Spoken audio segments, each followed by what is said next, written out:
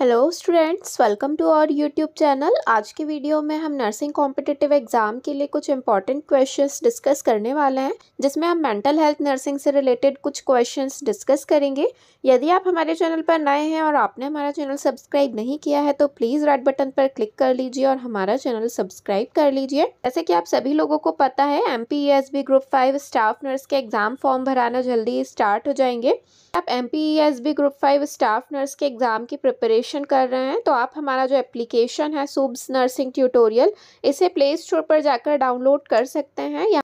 MPESB group 5 staff nurse के लिए जो प्रीवियस ईयर क्वेश्चन पेपर की PDF है वो आप इजीली वहाँ से परचेज कर सकते हैं। एप्लीकेशन की जो लिंक है वो भी आपको हमारे डिस्क्रिप्शन बॉक्स में मिल जाएगी, वहाँ पर जाकर भी आप इजीली डाउनलोड कर सकते हैं। अभी यहाँ पर आप देख सकते हैं होली के लिए जो है स्पेशल ऑफर आप लोगों के लिए चल रहा है, जिसमें आप लोगों को जो PDF आप परचेज करेंगे उसमें 50 रुपीज़ का डिस्काउंट दिया जा रहा है। कूपन कोड आप लोगों को यहाँ पर अप्लाई करना पड़ेगा, होली23। तो यदि आप इस कूपन कोड को यूज़ करते हैं होली23, तो आप लोगों को जो भी आप all MP staff nurse previous year question paper की PDF परचेज करेंगे उसमें आप लोगों को 50 रुपीज़ का डिस्काउंट मिल जाएगा। चलिए तो हम क्वेश्चंस डिस्कस कर लेते हैं। जैसे तो यहाँ पर पूछा गया है the most common side effect of ECT is, यहाँ पर पूछा गया है कि जो ECT इलेक्ट्रोकन्वल्सिव थेरेपी होती है उसका सबसे ज़्यादा कॉमन साइड इफेक्ट कौन सा होता है। तो यहाँ पर हमें बताना है कि ECT का मोस्ट कॉमन साइड इफेक्ट क्या होता है। ऑप्शंस यहाँ पर दिए गए हैं। Option number A is temporary memory loss, option number B is permanent memory loss, option number C is fracture of cranial bone and option number D is MI and cardiac arrest. तो यहाँ पर हमें बताना है कि ECT का side effect, most common side effect कौन सा होता है।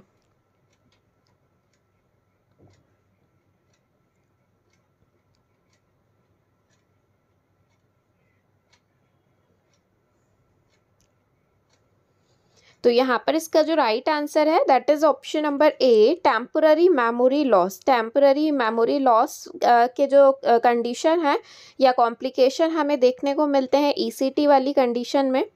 टेम्पररी मेमोरी लॉस जो है ये देखने को मिलता है हमें as a side effect of ECT। इस कंडीशन में क्या होता है कि जो पेशेंट है उसकी पास्ट मेमोरी, जिसे रेट्रोग्रेड अमनेशिया भी कहा जाता है, तो जो पास्ट की मेमोरी होती है वो कुछ समय के लिए पेशेंट भूल जाता है। तो जो मेमोरीज़ है वो वापस से 6 मंथ के अंदर अंदर वापस से रिकवर हो जाती है, इसलिए इसे टेम्पररी मेमोरी लॉस कहा गया है। तो यदि किसी पेशेंट को ECT दी जाती है तो उसमें most common side effect temporary memory loss देखा जाता है। ऑप्शन में जो है रेट्रोग्रेड अमनेशिया भी रह सकता है, तो अगर ऑप्शन में रेट्रोग्रेड अमनेशिया लिखा रहे तो आप उस पर भी जो है राइट आंसर कर सकते हैं। और जो ECT का इंडिकेशन यदि पूछ लिया जाए कि किन पेशेंट्स को ECT दी जाती है, तो जो सीवियर डिप्रेशन वाले पेशेंट होते हैं उन्हें ECT दी जाती है, सुइसाइडल टेंडेंसीज जिसमें प्रेजेंट होती हैं। और ECT का यदि पूछा जाए कि किसने इन्वेंट किया था, तो जो बिनी और सरलेटी नाम के जो साइंटिस्ट थे उन्होंने ECT को डिस्कवर किया था, इन्वेंट किया था। तो यहाँ पर ECT से रिलेटेड ये 2-3 क्वेश्चंस जो हैं ये बनते हैं, मोस्ट कॉमन पूछे जाते हैं, तो आप लोगों को ध्यान रखना है। उसके बाद नेक्स्ट क्वेश्चन में पूछा गया है रॉर्शैक इंक ब्लॉट टेस्ट इज़, यहाँ पर पूछा गया है कि जो रॉर्शैक इंक ब्लॉट टेस्ट है वो इनमें से क्या है। Option number A is projective, option number B is subjective, option number C is both and option number D is none of these. तो यहाँ पर हमें बताना है कि जो रॉर्शैक इंक ब्लॉट टेस्ट होता है वो इनमें से कौन सा टाइप का टेस्ट है।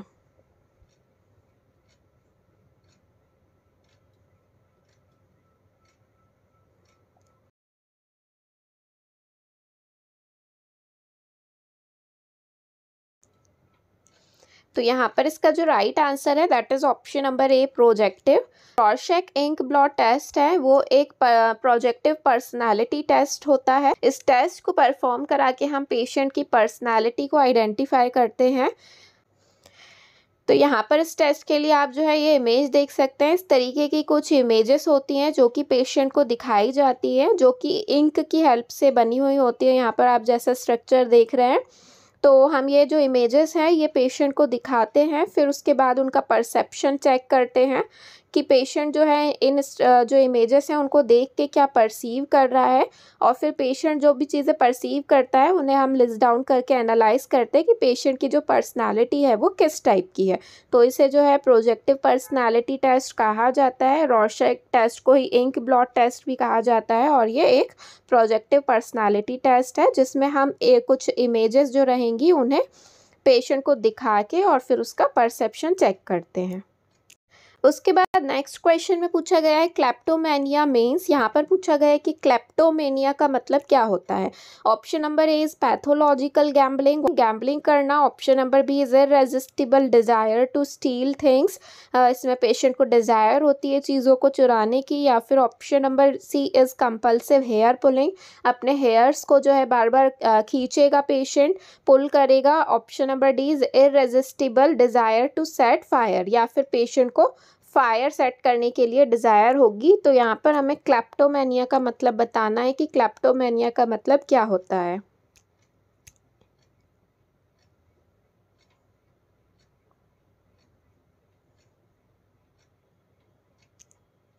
तो यहाँ पर इसका जो राइट आंसर है that is option number B, irresistible desire to steal things. जिस कंडीशन में जो पर्सन रहता है उसे चीज़ों को चुराने की आदत हो जाती है, तो यदि इररेजिस्टिबल डिज़ायर हो रही है किसी पर्सन को चीज़ों को चुराने की, स्टील करने की, तो उसे क्लेप्टोमेनिया कहा जाता है। उसके बाद नेक्स्ट क्वेश्चन में पूछा गया है the major neurotransmitter involved in the occurrence of obsessive compulsive disorder is. यहाँ पर पूछा गया है कि जो ऑब्सेसिव कंपल्सिव डिसऑर्डर है जिसे ओसीडी भी कहा जाता है, इस कंडीशन में मेजर न्यूरोट्रांसमीटर कौन सा इन्वॉल्व रहता है, कौन से न्यूरोट्रांसमीटर की वजह से ओसीडी कंडीशन डेवलप होती है। Option number A is acetylcholine, option number B is epinephrine, option number C is dopamine and option number D is serotonin.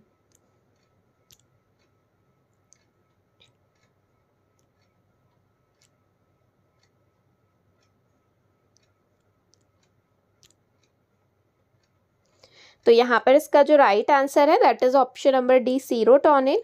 OCD वाले पेशेंट्स होते हैं, ऑब्सेसिव कंपल्सिव डिसऑर्डर वाले, उनमें जो मेजर न्यूरोट्रांसमीटर इन्वॉल्व होता है वो रहता है सेरोटोनिन। उसके बाद नेक्स्ट क्वेश्चन में पूछा गया है गैमोफोबिया मीन्स। यहाँ पर पूछा गया है गैमोफोबिया हम किसे कहेंगे। Option number A is fear of height, option number B is fear of water, option number C is fear of marriage and option number D is fear of closed spaces. तो यहाँ पर हमें gamophobia का मतलब बताना है।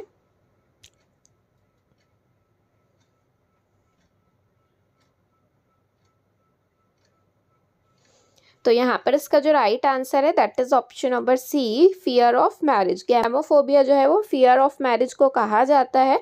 Fear of height के लिए एक्रोफोबिया टर्म यूज़ की जाती है, फियर ऑफ वाटर के लिए एक्वाफोबिया या फिर हाइड्रोफोबिया टर्म यूज़ की जाती है, और फियर ऑफ क्लोज्ड स्पेसेस के लिए क्लस्ट्रोफोबिया टर्म यूज़ की जाती है। उसके बाद पूछा गया कि जो एंजाइटी है वो इनमें से किस टाइप का डिसऑर्डर है। Option number A is neurosis, option number B is defence mechanism, option number C is साइकोसिस and option number D is both A and C. तो यहाँ पर हमें बताना है कि जो एंजाइटी है वो इनमें से किस टाइप का डिसऑर्डर है।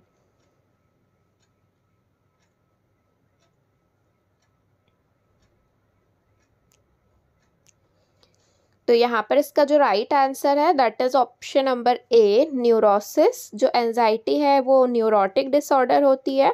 साइकोसिस के अंदर जो है साइकोटिक डिसऑर्डर्स को 2 टाइप्स में क्लासिफाई किया जाता है, ऑर्गेनिक डिसऑर्डर्स और इनऑर्गेनिक डिसऑर्डर्स।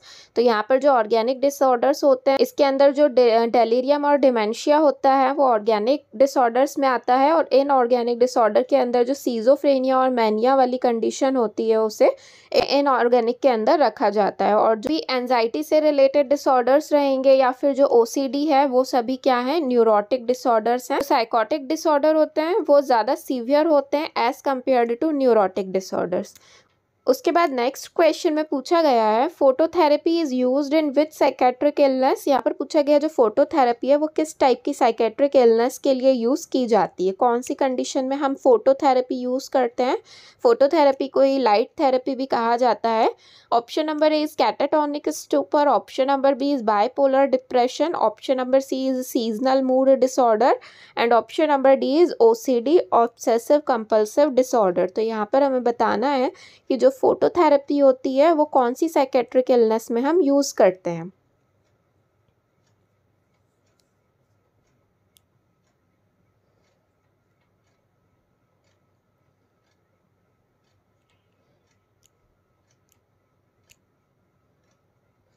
तो यहाँ पर इसका जो राइट आंसर है that is option number C, seasonal mood disorders. जो सीजनल मूड डिसऑर्डर होते हैं उनमें फोटोथेरेपी या लाइट थेरेपी यूज़ की जाती है। और जो सीजनल मूड डिसऑर्डर है वो मेनली विंटर सीजन और रेनी सीजन में देखा जाता है। तो यदि जिन पेशेंट्स को सीजनल मूड डिसऑर्डर होता है, जैसे विंटर सीजन या रेनी सीजन में डिप्रेशन अगर ज़्यादा देखने को मिल रहा है, तो उस टाइम पर पेशेंट को लाइट थेरेपी दी जाती है। एक रूम रहेगा जिसमें बहुत सारी लाइट्स रहेंगी, वाइट कलर की लाइट्स में पेशेंट को एटलीस्ट 30 मिनट के लिए वहाँ पर रखा जाएगा। पेशेंट का जो डिप्रेशन का लेवल है वो कम हो जाता है। को फोटोथेरेपी का मेन इंडिकेशन याद रखना है, सीजनल मूड डिसऑर्डर्स में फोटोथेरेपी या लाइट थेरेपी प्रोवाइड की जाती है।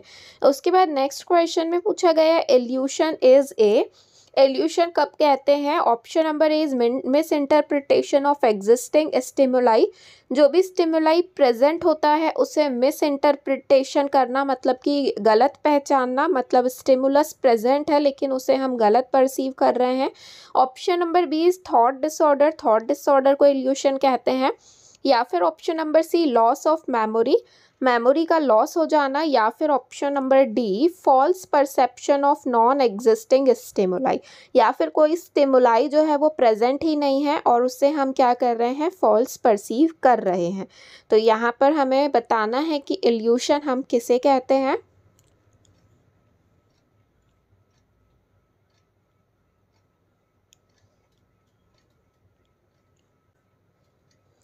तो यहाँ पर इसका जो राइट आंसर है that is option number A, miss interpretation of existing stimuli. Evolution जो है ये परसेप्शन का डिसऑर्डर होता है। इल्यूशन एंड हेल्यूसिनेशन 2 टाइप्स के डिसऑर्डर होते हैं परसेप्शन के। तो यहाँ पर पूछा गया है कि इल्यूशन इसमें से किसे कहेंगे। तो यदि हम क्या कर रहे हैं, मिस इंटरप्रिटेट कर रहे हैं, हमारे सामने कोई ऑब्जेक्ट है और उससे हम गलत परसीव कर रहे हैं, तो उसे इल्यूशन कहा जाता है। इसका एग्जाम्पल जो है आप लोगों ने पढ़ा भी होगा, रस्सी को सांप समझना। तो यहाँ पर जो स्टिमुलाई है वो तो प्रेजेंट है बट हम उसे गलत परसीव कर रहे हैं, तो उसे इल्यूशन कहा जाता है। और यदि यहाँ पर पूछा जाता कि false perception of non existing stimuli, अगर हम वहाँ पर स्टिमुलाई प्रेजेंट ही नहीं है और उसे फॉल्स परसीव कर रहे हैं, तो फिर उसे क्या कहा जाता है, हेल्यूसिनेशन। हेल्यूसिनेशन में जो ऑब्जेक्ट है वो प्रेजेंट नहीं होता है। हेल्यूसिनेशन में जो ऑब्जेक्ट है वो प्रेजेंट नहीं होता, जो स्टिमुलस है वो क्या होगा, प्रेजेंट नहीं होगा। तो यहाँ पर आप लोगों को याद रखना है, इल्यूशन और हेल्यूसिनेशन में जो है बहुत कन्फ्यूजिंग क्वेश्चन पूछे जाते हैं, तो आपको कन्फ्यूज नहीं होना है। उसके बाद नेक्स्ट क्वेश्चन में पूछा गया है psychiatric emergency is all except. यहाँ पर पूछा गया है कि ये सभी जो है साइकेट्रिक इमरजेंसीज हैं सिर्फ किसी एक को छोड़कर। Option number A is suicide, option number B is insomnia, option number C is panic disorder and option number D is drug use disorder. तो हमें बताना है कि साइकेट्रिक इमरजेंसी है ये सभी सिर्फ किसी एक को छोड़कर, इनमें से कौन सा जो है साइकेट्रिक इमरजेंसी नहीं है।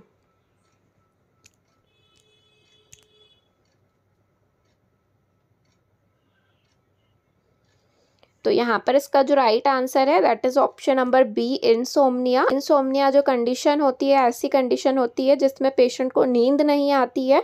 तो इंसोम्निया जो है ये साइकेट्रिक इमरजेंसी में नहीं आता है, लेकिन जो सुसाइड हो गया, पैनिक डिसऑर्डर हो गया या ड्रग यूज डिसऑर्डर्स हो गए, ये सभी साइकेट्रिक इमरजेंसी वाली कंडीशन में आते हैं। उसके बाद नेक्स्ट क्वेश्चन में पूछा गया है unfamiliarity of familiar things is seen इन।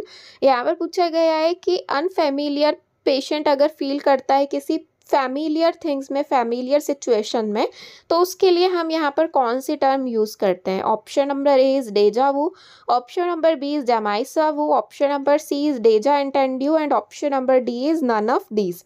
तो यहाँ पर हमें बताना है कि यदि कोई पेशेंट अनफैमिलियरिटी फील कर रहा है फैमिलियर सिचुएशन में तो उसे क्या कहेंगे?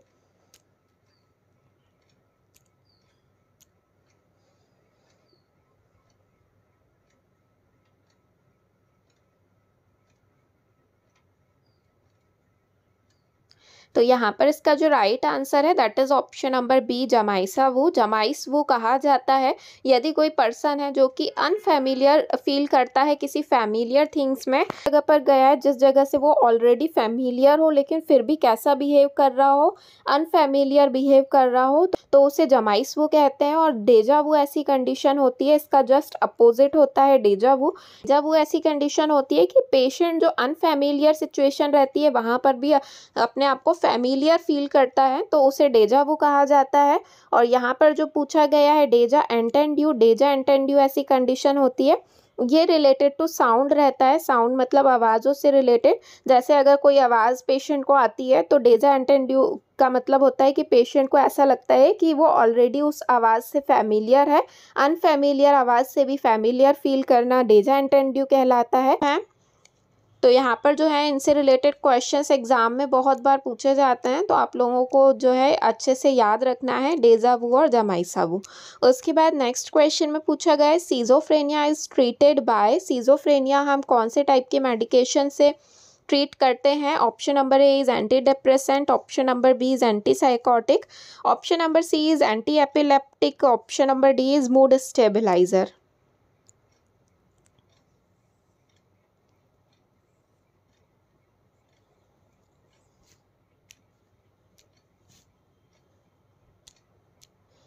तो यहाँ पर इसका जो राइट आंसर है that is option number B, antipsychotic. Schizophrenia जो है ये क्या है? साइकोटिक डिसऑर्डर है, तो इसे हम एंटी साइकोटिक से ट्रीट करते हैं। डिप्रेशन को ट्रीट करने के लिए हम पेशेंट को एंटी डिप्रेसेंट देते हैं। एपिलेप्सी को ट्रीट करने के लिए एंटी एपिलेप्टिक्स देंगे। यदि पेशेंट को मूड डिसऑर्डर है तो उसे ट्रीट करने के लिए मूड स्टेबलाइजर, जिसका एग्जाम्पल है लिथियम, वो दिया जाता है। फिर उसके बाद नेक्स्ट क्वेश्चन में पूछा गया है according to Kubler Ross theory of grief which among the following behaviour is observed in second stage. यहाँ पर पूछा गया है कि जो कुबलर रॉस की थ्योरी है ग्रीफ की, उसमें सेकेंड स्टेज में कौन सा बिहेवियर शो करता है person? Option number A is depression, option number B is anger, option number C is bargaining and option number D is denial. तो यहाँ पर हमें बताना है कि जो कुबलर रॉस की स्टेजेस हैं तो उसमें जो सेकेंड स्टेज रहेगी उसमें हमें पेशेंट में कौन सा बिहेवियर देखने को मिलेगा।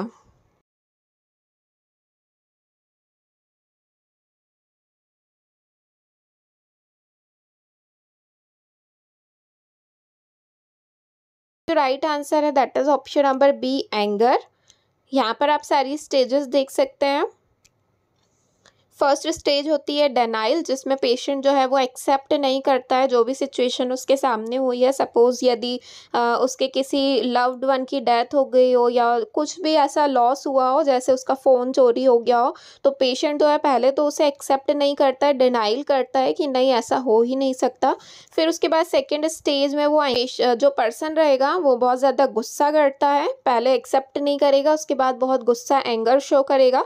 फिर उसके बाद जो थर्ड स्टेज होती है वो बार्गेनिंग वाली स्टेज होती है। इसमें जो पर्सन है वो बहुत ज़्यादा गिड़गिड़ाता है, भीख मांगता है। उसके बाद डिप्रेशन वाली जो स्टेज होती है इसमें पेशेंट डिप्रेशन में चले जाता है, फोर्थ स्टेज होती है ये। उसके बाद जो लास्ट फिफ्थ स्टेज रहती है उसमें फाइनली जो पर्सन जो भी सिचुएशन रहती है उसे एक्सेप्ट कर लेता है। तो यहाँ पर जो है कुबलर रॉस की जो ये 5 स्टेजेस हैं इनसे भी बहुत बार क्वेश्चंस पूछे जाते हैं, तो आपको ये क्वेश्चंस अच्छे से याद रखना है। और इन्हें याद रखने के लिए जो शॉर्ट फॉर्म है डाबड़ा, DABDA, तो इस तरीके से भी आप इसे याद रख सकते हैं। डी से डेनाइल, ए से एंगर, बी से बार्गेनिंग एंड डी से डिप्रेशन और ए से एक्सेप्टेंस। तो यहाँ पर आपको डाबड़ा जो वर्ड है ये भी आप इसे याद रखने के लिए याद रख सकते हैं। उसके बाद नेक्स्ट क्वेश्चन में पूछा गया है गस्टेटरी हेल्यूसिनेशन अफेक्ट द। यहाँ पर पूछा है गस्टेटरी जो हेल्यूसिनेशन है वो किस चीज़ को अफेक्ट करता है। Option number A is ears, option number B is taste buds, option number C is nose and option number D is eyes. तो यहाँ पर हमें गस्टेटरी हेल्यूसिनेशन बताना है।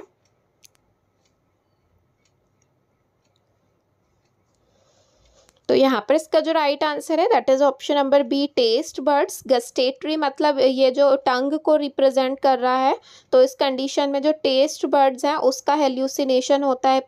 जो पेशेंट है उसे परसेप्शन होता है टेस्ट का विथआउट अ स्टिमुलस, मतलब कि बिना कुछ खाए ही उसे क्या होगा, टेस्ट का परसेप्शन होगा। तो यहाँ गैस्ट्रेटरी हेल्यूसिनेशन पूछा गया है, तो जो हेल्यूसिनेशन है वो परसेप्शन का ही टाइप है। तो यहाँ पर क्या होगा, पेशेंट को टेस्ट का परसेप्शन होगा बिना किसी स्टिमुलस के। उसके बाद नेक्स्ट क्वेश्चन में पूछा गया है, a form of speech in which the client tends to wander away from the intended point and never returning to the original idea is called. ऐसे टाइप की फॉर्म ऑफ स्पीच बतानी है जिसमें अगर हमने पेशेंट से कुछ क्वेश्चंस पूछा या कोई आइडिया पूछा तो पेशेंट जो है उस पर never returning to the original idea, patient जो है हम जो भी उससे पूछेंगे उस पर वापस से रिटर्न नहीं आएगा उस आइडिया पर, और away from the intended point मतलब जिस पॉइंट पर हमने उससे बात करी है उससे अवे जाएगा, मतलब दूर जाएगा, कुछ भी दूसरी बातें करेगा, लेकिन जो बात हम उससे करना चाह रहे हैं या जो चीज़ हम उससे पूछ रहे हैं वो चीज़ हमें नहीं बताना चाह रहा है। तो इसमें से कौन सा टाइप ऐसा हो सकता है। Option number A is verbigeration, option number B is thought insertion, option number C is tangentiality and option number D is thought blocking.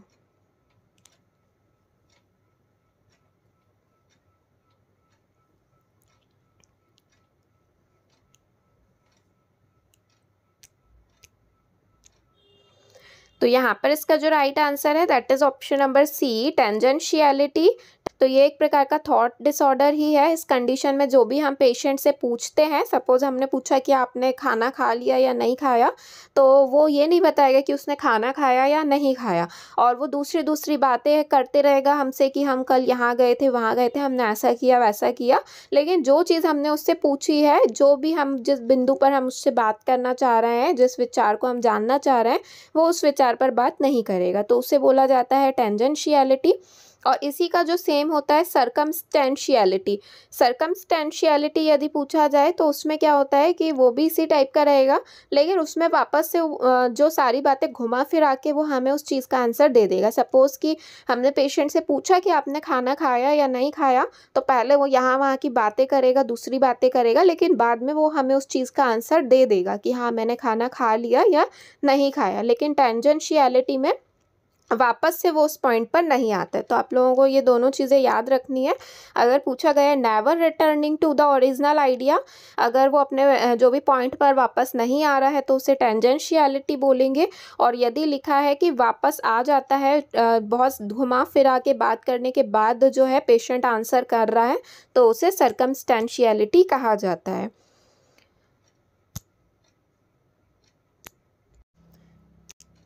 और यहाँ पर वर्बिग्रेशन भी दिया गया है। वर्बिग्रेशन का मतलब होता है कि किसी भी वर्ड को बार बार रिपीट करना, रिपीटेशन ऑफ वर्ड्स, जैसे बार बार ओके ओके बोलना, ठीक है बोलना। तो अगर किसी वर्ड को बार बार रिपीट कर रहा है तो उसे बोलते हैं वर्बिग्रेशन। थॉट इंसर्शन में पेशेंट जो है उसे ऐसा लगता है कि कोई उसके अंदर थॉट इंसर्ट कर रहा है, और थॉट ब्लॉक में ऐसी कंडीशन होती है जिसमें पेशेंट को ऐसा लगता है कि उसके जो थॉट हैं वो ब्लॉक कर दिए गए, सीजेशन हो गया है उसके थॉट्स का। तो यहाँ पर ये कुछ टर्म्स जो हैं ये दी गई थी। तो आज के वीडियो में हमने मेंटल हेल्थ नर्सिंग से रिलेटेड कुछ इंपॉर्टेंट क्वेश्चंस डिस्कस किए।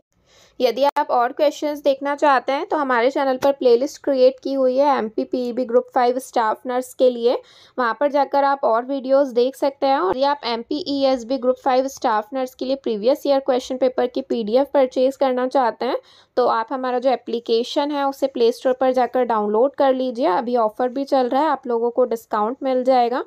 तो आप जो क्वेश्चन पेपर है वो ना देखकर आइडिया आप लोगों को लग जाएगा किस टाइप के क्वेश्चंस जो हैं वो एग्ज़ाम में पूछे जाते हैं।